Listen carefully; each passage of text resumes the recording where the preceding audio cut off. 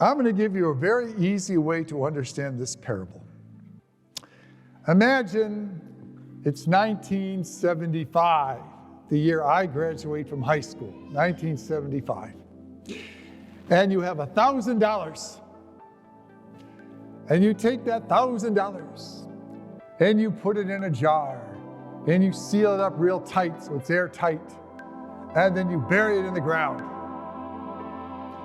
And then yesterday, you dig it back up and you pull that $1,000 out. Now, we're not talking silver certificate dollar bills from before 1964.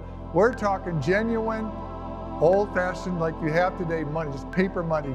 No redeeming quality except the value of the money. How much would you be able to have bought with that $1,000 in 1975? Vis-a-vis, how much could you buy with that $1,000 today? Who thinks you'd buy a lot more in 1975? Darn right you would. But you'd be lucky. You'd be lucky if you could buy about 1/10 as much today with that money, correct? Now you understand the parable. Now you understand this, all right? Because God gives us all kinds of abilities. It's nice that they translate this as talent. In Jesus' day, a talent was a weight of silver. But we use talent in another way. We use talent as all the abilities and gifts that we have, right? That's a very good way of looking at it. I really like, this is where the word, while it changes in meaning, actually applies more for today.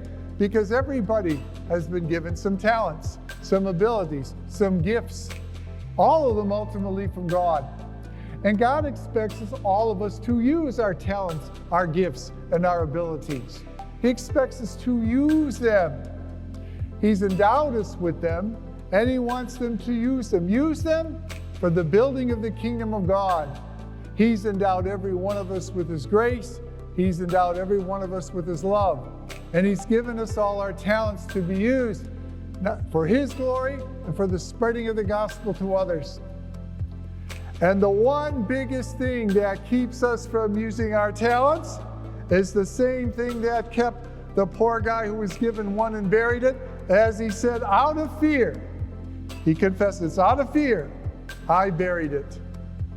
And too many Christians, alas, despite the talents that God has given them, the grace that God has poured in their life, out of fear, are afraid to use them. They're afraid even to let people know they're people of faith.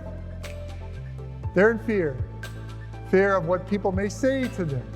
Think about what they're going to be around their friends. Think what it's going to be like among family members. It's fear. And we have to overcome that fear. We have to take that risk. We have to use our talents because there's no guarantee that every time we use a talent, it's going to be with a splashing success. It may end up a dismal failure. But what isn't a failure is you're trying. Trying is never a failure. Trying is what it's about.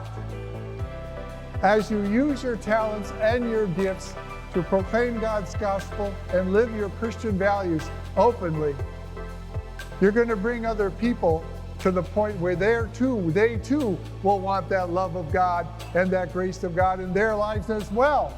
And then begin to realize that the talents that they were given are too to be used for the glory of the building of the kingdom of God. So, don't bury your talents, overcome your fear, and use them. And trust me when I tell you, the more you're able to use them, the more talent you'll realize that you have.